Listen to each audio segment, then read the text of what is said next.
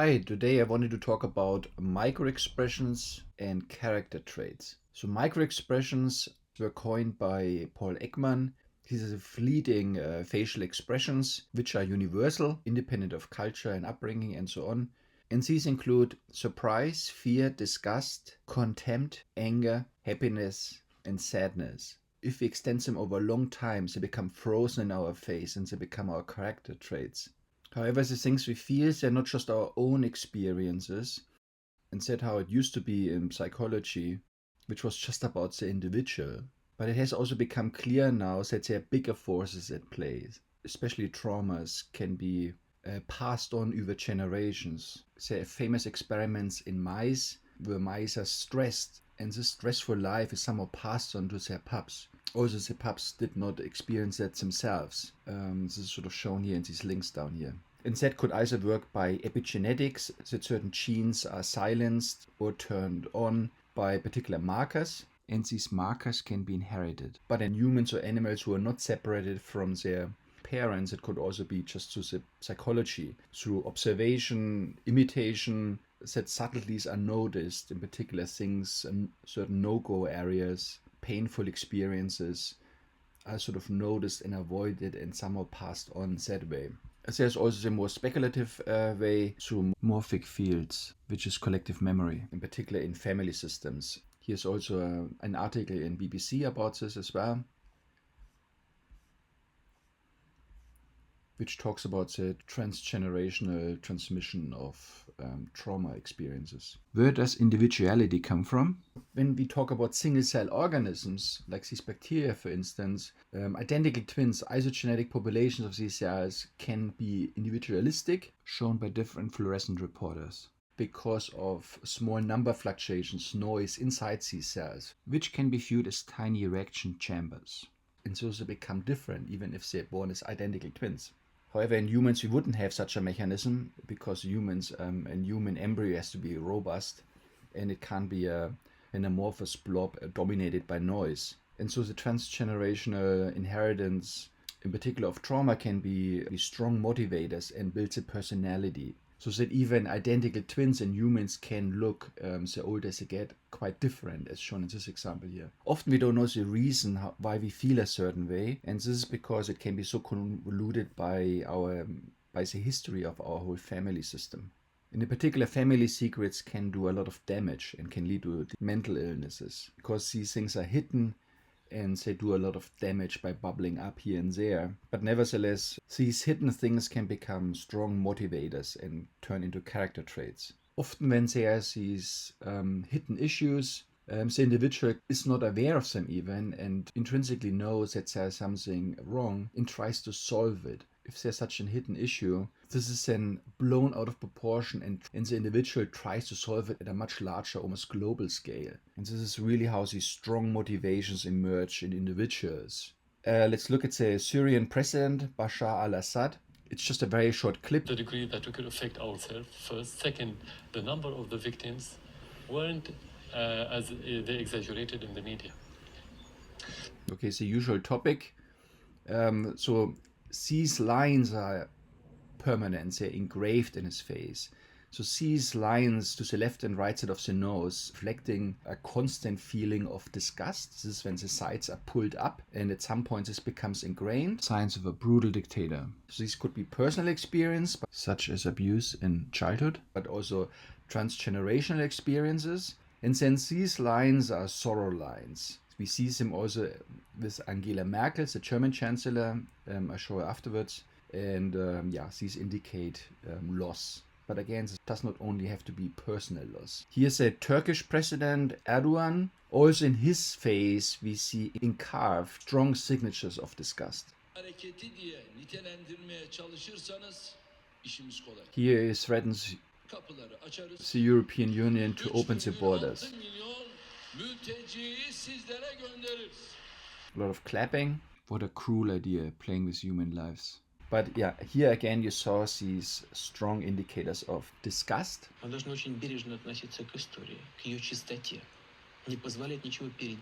So with Putin, the Russian president, his face looks fuller and so the lines are hard to see. But here there's repeated use of disgust as well, where the bridge of the nose forms lines and the sides are pulled up. So these are more micro-expressions, but they're repeatedly used. Here we saw it was pulled up. Here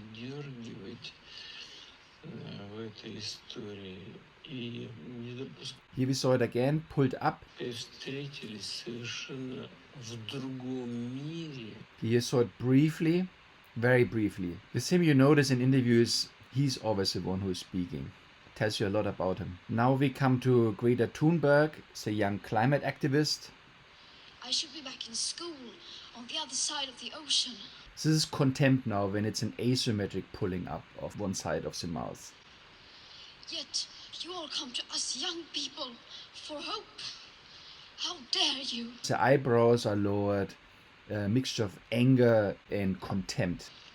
You have stolen my dreams and my childhood. And also sadness, so there's almost a transition to crying at this moment. So more lately you see very happy pictures of her on the internet, in social media, in an attempt to try to portray her as a happy child. But I actually ran into her recently when I visited London, just accidentally on the street. She just walked by, and she was very small, and she had again this facial expression of anger and contempt on her face. This is already at her young age engraved on her face. It's clearly that this is also a transgenerational issue because she suffers from severe depression, Asperger's syndrome, OCD, selective mutism. I don't think these things happen just randomly by accident. There's a cause and it can often lie back further. So we here see the chess world champion in classical chess, rapid and blitz, Magnus Carlsen. When you play chess, you have to realize your position, and then you have to have a plan. A short-term, the long-term plan is always to give checkmates. Yes, that's a good plan. So here we see contempt. It's an asymmetric facial expression. It's a feeling of superiority over other people. So now we look at Roger Federer, the Swiss all-time tennis star. It's an older video. They make me hot. I don't know why I get hot. It's something to be faced with a compliment. So here he has this permanent engraved wide smile. This is a sign of happiness. It's very interesting to think about where the strong motivation comes to battle someone for hours on a tennis court. And I don't want to speculate too much, but here it feels like the stars are aligned. There are no historic family obstacles in his way. And there's also somehow this very strong motivational push. Somehow he must feel he deserves all the success. Let's look at Angela Merkel. The progress of digitalization. And let me perhaps take a moment and a very controversial figure now. This is actually doing to societies because you can very easily pay lip Personally, I think she's in the middle of you like to commit yourself so quickly to this, but destroying Germany, economy-wise, politically, and so on. But independent of that, we see these huge sorrow lines. This is essentially a sad face engraved in her face over years. This is an indicator of guilt, shame, and loss. It'd be personally motivated. For instance, she suddenly divorced Ulrich Merkel in 1982. And that could have been the result of an abortion. That's speculation. But most likely it has to do with the German Nazi past or the former East Germany DDR, where she was quite active at young age. Indeed, she has been seen shaking violently at the German anthem, which is again evidence for a larger issue.